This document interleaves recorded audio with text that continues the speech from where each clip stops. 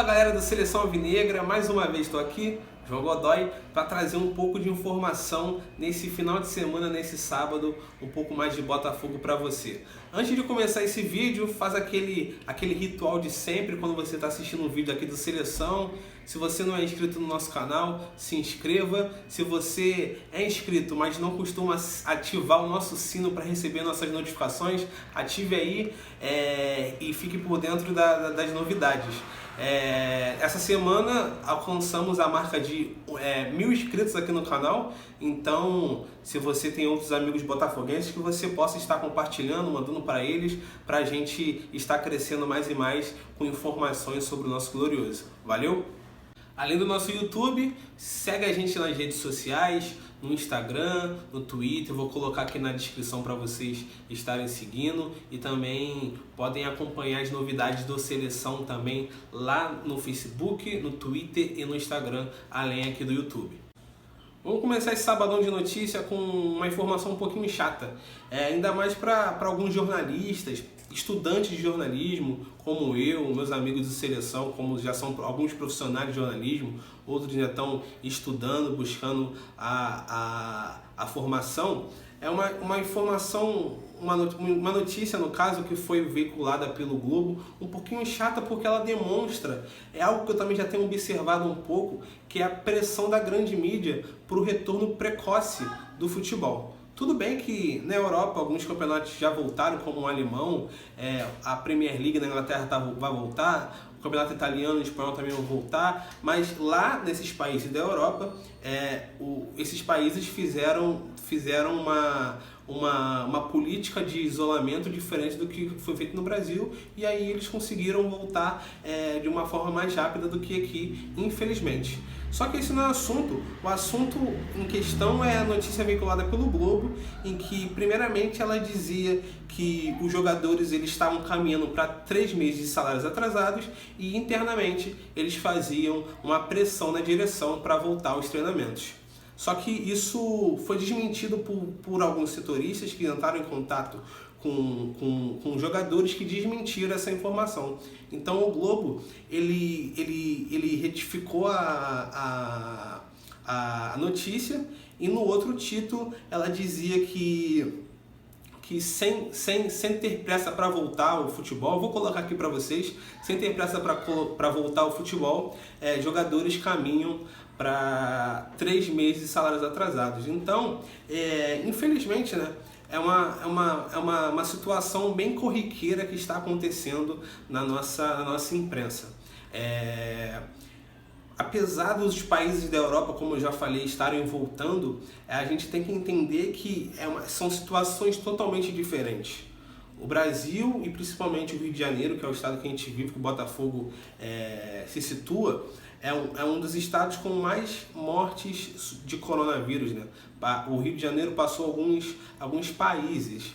Então, eu acho que a volta, infelizmente, hoje é totalmente precoce, e uma decisão adiantada, tendo um resultado lá na frente bem pior. Então, eu acho que a grande mídia tem que fazer um serviço de informação e de cautela para essas pessoas, tanto para os clubes, para os torcedores, para os jogadores, porque são vidas em jogo. Como tem vidas sendo perdidas, motivadas pelo coronavírus, vidas podem ser perdidas, motivadas pela volta precoce do futebol. Então, eu acho que esse é um desserviço que a grande mídia tem feito sobre essa volta do futebol.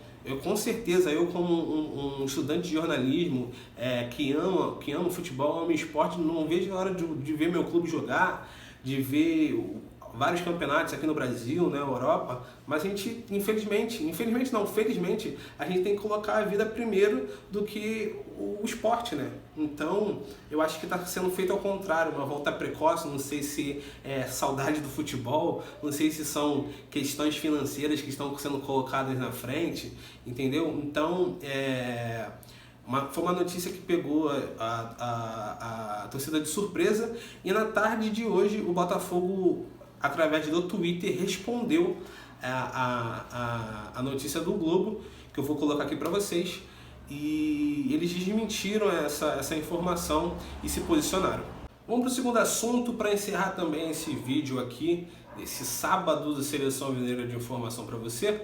Foi uma matéria bem legal, veiculada pelo Fogão.net, do nosso Cadu Sangeneto, em que ele entrevistou o nosso presidente do Botafogo, Nelson Mufarrege, e nessa entrevista, Mufarrege foi perguntado sobre se ele achou um erro ter contratado o Marcos Paquetá em 2018, e ele reconheceu que foi um erro, foi uma atitude lamentável, e que na época, né, o Marcos Paquetá surgiu no Botafogo com bastante incógnitas.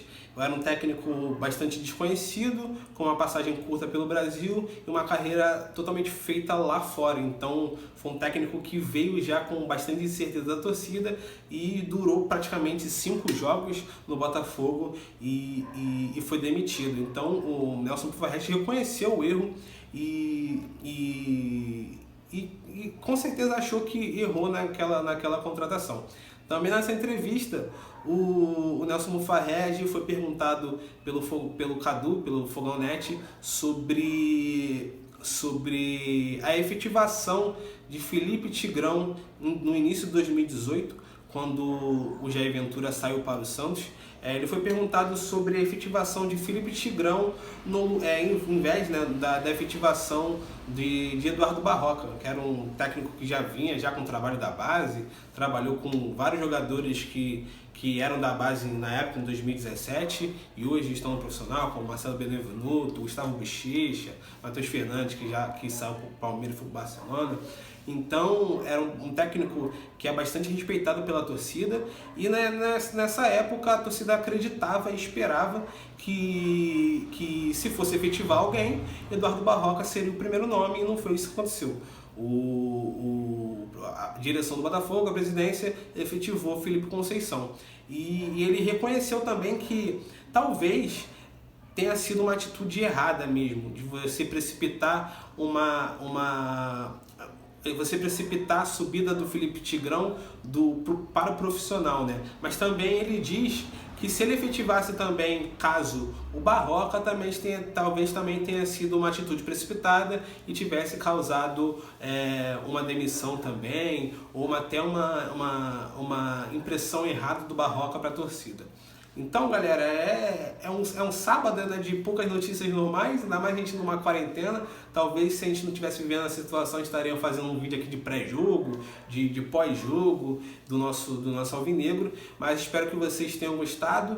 Então continuem aí se ligando nas novidades do Seleção aqui no YouTube, no Instagram, no Facebook e também no Twitter, e acompanhe a gente aí nas redes sociais, porque as novidades não param de acontecer e o Seleção está crescendo a cada dia. Valeu? Então, um abraço, saudações, até mais!